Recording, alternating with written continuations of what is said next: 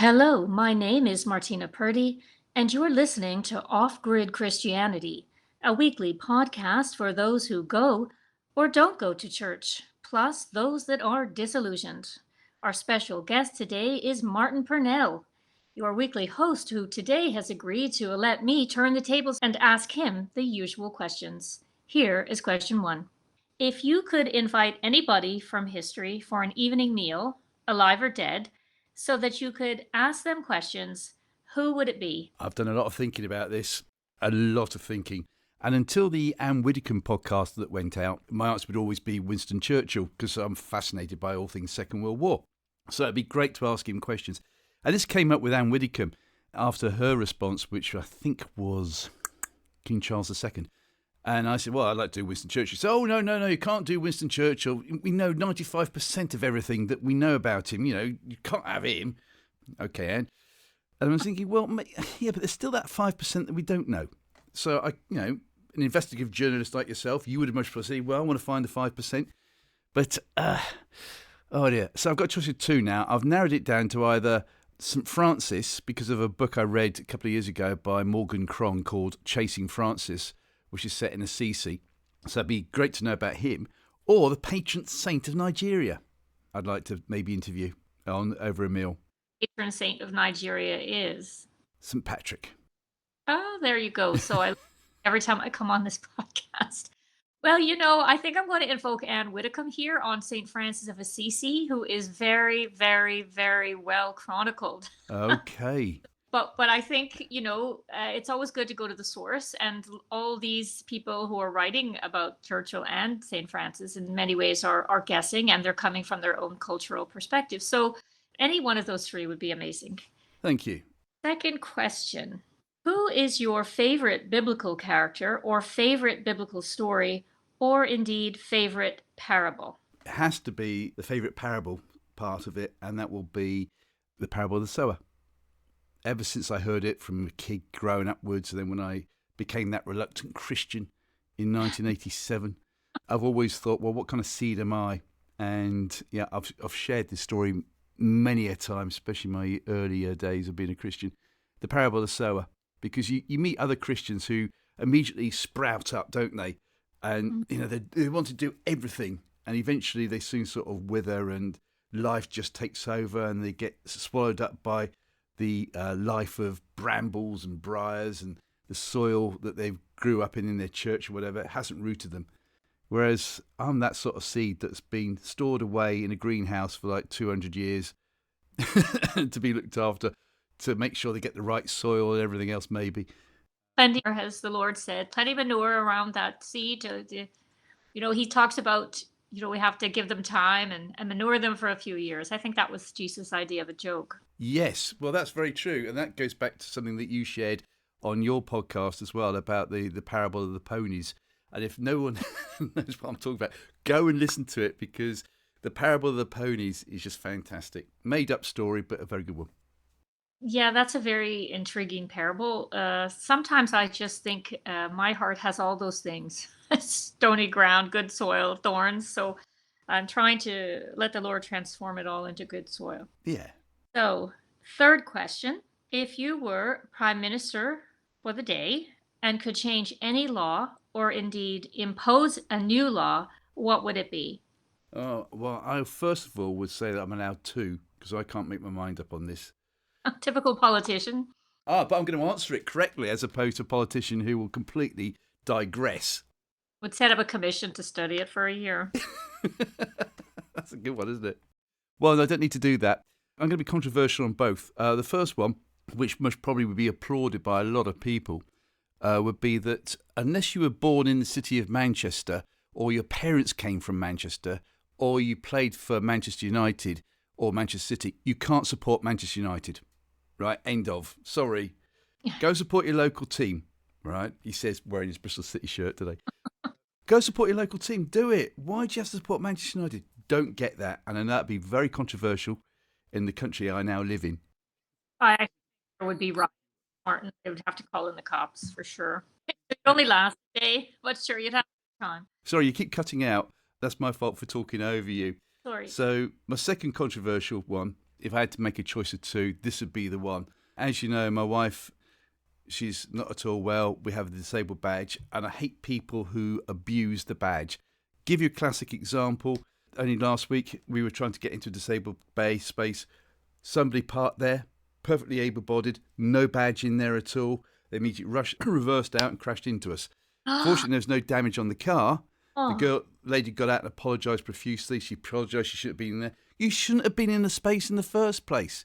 But what gets my eye even more are the people who do have the blue badges and then abuse it. And what I mean by that are, for instance, the badge is for my wife, not for me, for my wife.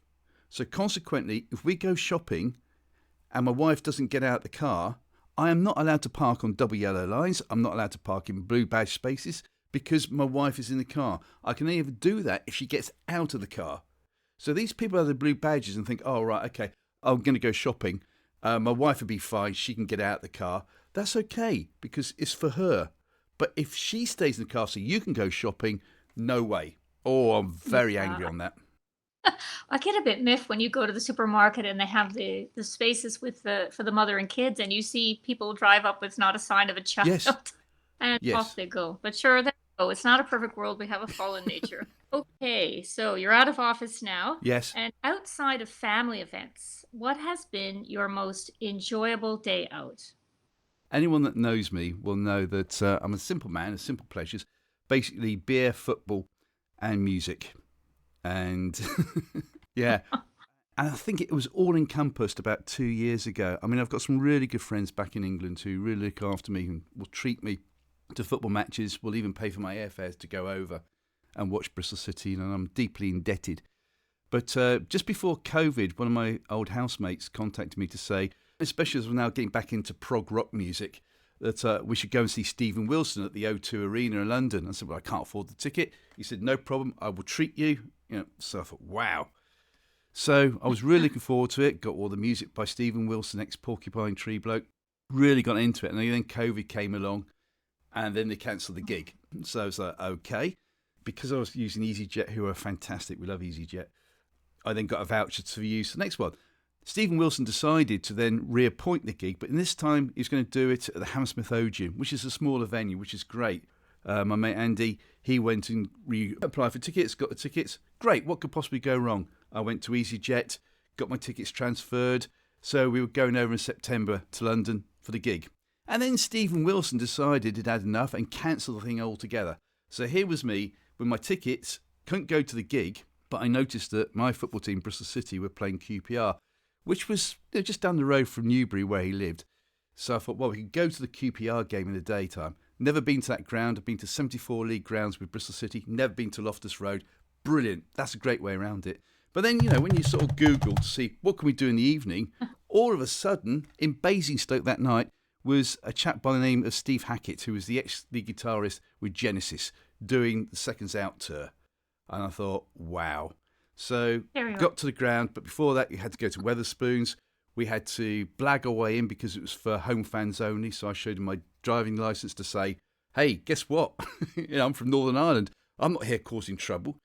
So he sort of let us in. And then one of my great mates, who's now living in Stoke, he couldn't come down, but his son, who's in his 30s now, came down. So we met, went to the football, and then went to the gig afterwards. So there you go. All three, beer, football, and music all in one. What a day.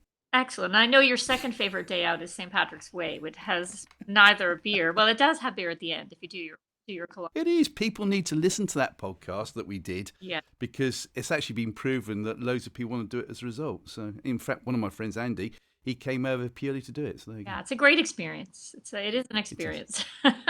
So, finally, what has been your most embarrassing moment? I have spent ages working on this. Absolutely ages.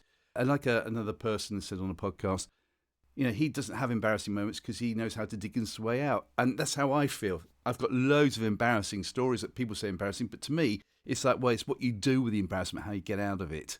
I was going to share originally the Cannonball thing, but Cannon and Ball, they were great. We got around it, so it wasn't embarrassing. I suppose my most embarrassing moment, if you're going to go on what others have said, would be start of this year. Every year I phone up a good old friend of mine. He's quite a few years older than me, just for a chat to catch up what's gone on the previous year. Only for this time, his wife I haven't spoken to in about 10, 12 years, 15 years or something like that. She answered the phone because it turned out that he was away for the night and he forgot to take his phone. So she answered it. So I thought, well, great, I'll have a chat with her, right? Unfortunately, I don't think she understood my sense of humour, and I forgot quite a few things. You have a humor, Martin. This is Well, okay, that's true. It's debatable, isn't it? Do I have a sense of humour? It's debatable. I have something. No, you have a great sense of humor. I thought we'd talk about her life after she left university, and she went to one of these universities from 1968 onwards, whereby you no longer in the UK needed to study Latin to get in. I then started to share, and I said, of course, your university, if you do a master's, what do you say to somebody who's got a master's degree from your university? And she said, I don't know, what do you say? And I said, can I have a Big Mac and fries, please? Well, that did not go down. That did not go down at all well, because she said, you know, I am the vice president or president of the Alumni Association for the university. And I went, no. So I started digging myself out and saying, Even so, one can laugh. yeah, well, you would have thought so. But I said, well, it's only a joke. You can use it for any generic university, you know. So I thought, I know what, I'll tell a story about her university. And I said, did you see the other year the programme on the making of University Challenge? And she said, no. I said, well, your university you went to, they were in the series, never did any well until 1973. And I said, I've read up about it. And in 1973, they got through to the final. So they all went to the pub beforehand, and it was going to be recorded at Granada Studios in Manchester. And they knew also that England were playing football that night, but hopefully they could watch it after the recording. So they had a couple of beers or two or three in their pub, got onto the coaches. There were 2 coaches for the supporters, and up they went to Manchester Studios, where on one of the coaches where the team was of 4 people, they were talking rather loudly, and the captain said, look, when we get those questions, who said this quotation? He said, it's one of 2 things. It's either Winston Churchill or Mark Twain, right? If you don't know, just choose one of those 2, Winston Churchill or Mark Twain.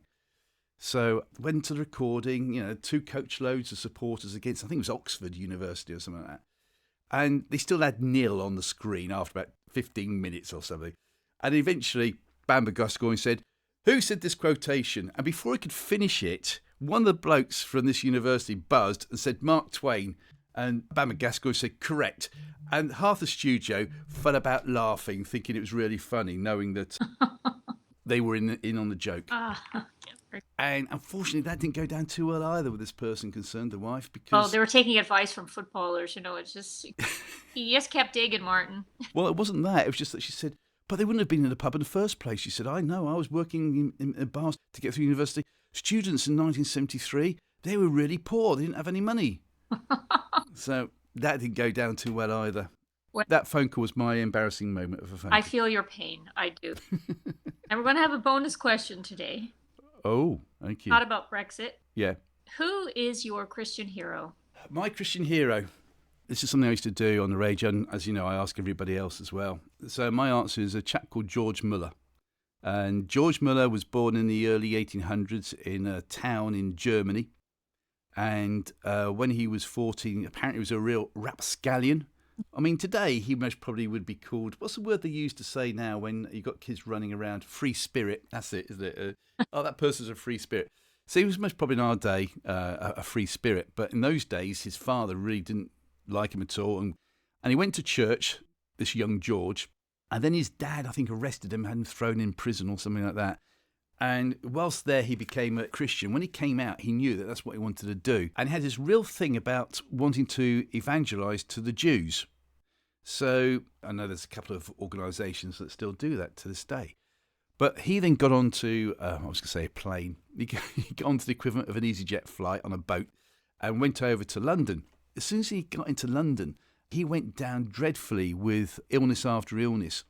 And he obviously must have spoken quite good English by this time, because he went to see a doctor who said the only way for you to be cured is to get fresh air. And so he sent him down to Totnes in Devon. So he went down to Totnes in Devon, and there he got involved, I think, in the Plymouth Brethren or something. So he was there for a year or so. He got well and thought, right, now I'll go back to London.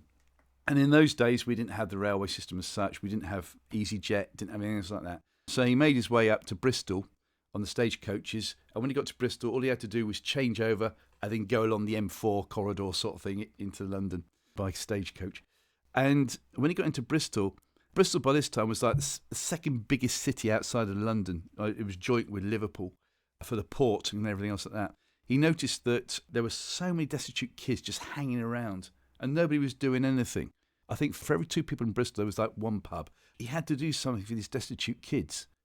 And so he stayed. He managed to procure a terraced house so he could just bring in these orphan kids and look after them. And then he bought the next house, and he bought the next house, and he bought the next house, and he bought the next house. And eventually, he was becoming an orphanage. He would go and speak to churches. During his lifetime, he actually built 5 orphanages, now known as Muller Homes, behind the cricket ground. If you know Neville Road, where Gloucestershire play cricket in Bristol, behind there, where you've got flats now, but you would see some very big orphanages. So he built 5 of those. And what did it for me was that when he died in 1898, something like that, so he might have seen Bristol City play one of the first games. His life really, when you look at it, you think, wow, he did all this sort of stuff. He received £1.5 million in donations from people so he could build them orphanages.